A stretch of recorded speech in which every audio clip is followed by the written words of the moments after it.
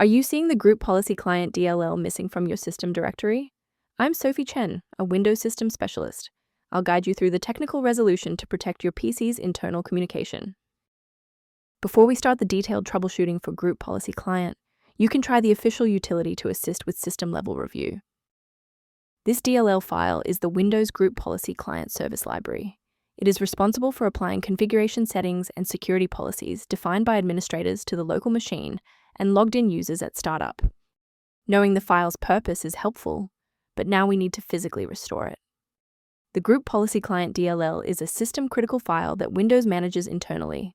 To repair it, run the sfc/scan now command from an elevated command prompt, which will scan for and replace any corrupted OS-level components. If that initial setup didn't clear the pop-up, let's examine the specific initialization sequence assigned to your applications directory.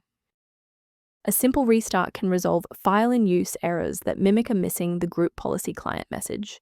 It's a low-effort step that ensures your operating system starts with a clean execution stack. Don't forget to bookmark the video or give it a like before you restart. It's the fastest way to jump right back into this tutorial after the reboot. A brief word of caution: not all solutions found online adhere to professional security standards. A professional word of caution: many domains offering standalone the Group Policy Client DLL downloads are actually distributing modified binaries capable of logging keystrokes and compromising encrypted credentials.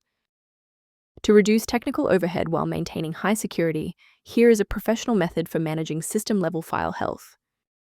If background initialization issues occur, the link in the description provides maintenance information related to the Group Policy Client.